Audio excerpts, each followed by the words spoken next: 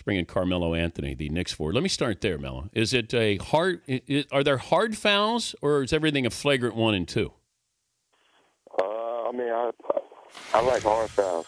I don't know. I mean, according to the game now, they say any excessive fouling is a flagrant 1 or flagrant 2. But has that changed since you came into the league of what is considered a hard foul and what is flagrant? Oh, absolutely. When I came in 03, it was a lot of veterans in the league, a lot of guys who was known, for hard fouling, and the emphasis on, flagrant 1 or flagrant 2. It wasn't as magnified as it is right now. And you got a hard foul. They call it a playoff foul, and you get up off the ground, your teammates help you up, you shoot the free throws, and you go back down. Yeah, I think that there should still be room for a hard foul. Maybe not the way it used to be back in the 80s, but I still think that it's still basketball. I can send a message to you, and I give you a hard foul. There's nothing wrong with that. No, absolutely. I agree with that. I definitely agree with that. But now they protecting guys now, and they don't want anybody to get hurt, so you gotta live with it. But you remember when Jordan would go down the lane, no one would touch him, and then somebody would get whistled for a foul? Are there guys who gets those calls now where it's sort of phantom that, you know what? Yeah, it almost looked like you could have maybe gotten fouled. I think that was a different era what Joe was saying. Now I don't think nobody gets those. It might be times where you disagree with somebody getting a call, but not you just come out of the lane and they just blow a whistle just because you looked at them. Nobody gets those calls now. Them days are over with. So the Michael Jordan rules, those are over with? Yeah, them days are over with. He's Carmelo Anthony, the Knicks forward, joining us, Dan Patrick Show. After scoring 42, you score half your team's points. How tired is your arm?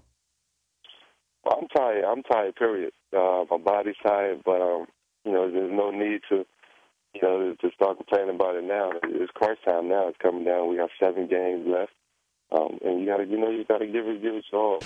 But the difference between going down the floor, and I was talking about this with the Heat, it seems like the Heat, everybody has to, they're trying to keep the big three happy. But now with Jeremy Lin not there and Amari Stoudemire not there, every single time down the floor, there's a chance you're going to shoot.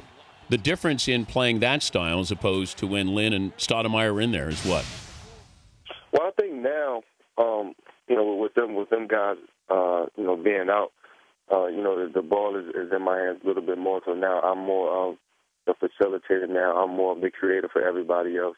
Whereas, with Amari and with Lin, Lin has the ball. We spread the court out, we run our plays, and we let him facilitate the offense. So that's a difference. That's a big difference right now.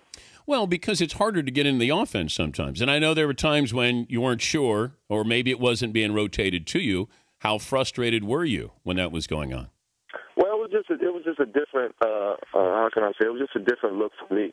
It was an adjustment for me because in all the years that I've been in the league, I never played that style of basketball. So to go from being a guy who creates for other guys, who create for myself, to just waiting out there and waiting, hoping and wishing the ball comes to me, and not knowing, where my shot's going to come from, where I have to pick my spots on the court.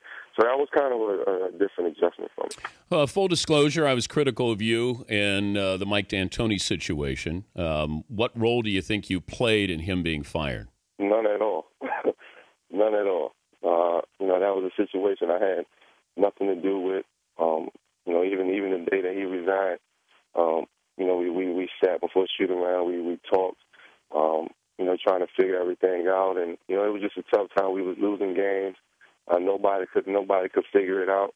But as far as Coach Mike and D'Antoni resigned, anything like that, I had nothing to do with it. Okay. And, he'll tell you himself. Okay. But I wanted to be. I didn't want to sit here and act like we're buddies, and because I thought there were times when it looked like you were pouting. It looked like it was a different feel for you. No, it was definitely a different feel for me. As far as pouting, I don't know how to do that. I never pouted a day in my life. Any situation I had to deal with, I dealt with it face up, head on, and that was a situation that I dealt with.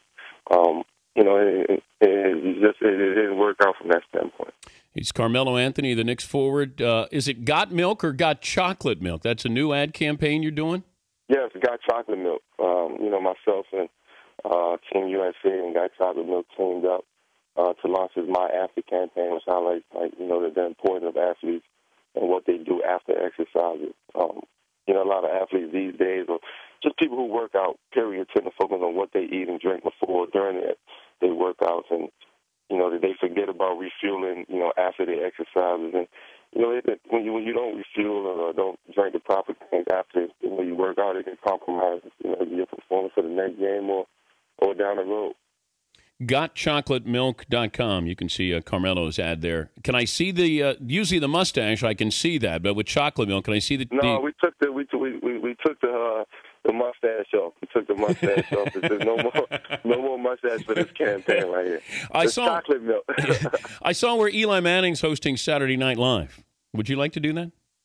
One day I would. I was able to get on there last year when I got here. And do a couple skits, but to host it, that's big time. Yeah, but are you funny? I will be for Saturday Night Live.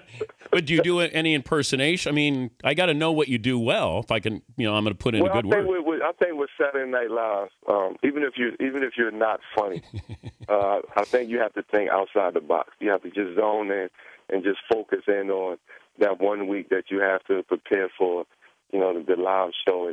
You got to think outside the box. You got to forget, about who's going to talk about you, who's going to say this, because everybody's going to have their opinion about that situation. So you got to forget about it, think outside the box, and just go with it. I'm giving you an MVP vote. You have to use it. So who gets it? One person, two. I can pick. How many people I can pick? You only get one. Oh man, right now, I would have to go between LeBron or D Wade. LeBron or Kevin Durant. Sorry about that. Yeah, but you got to pick. Whoever gets the best record should get it. So the best record gets the MVP vote? Yes. All right. I know you're busy today. Thanks for joining us. Thanks for clearing up the Mike D'Antoni situation. Thank you, Mello. I appreciate it. All right. Carmelo Anthony, next forward. Got Chocolate Milk.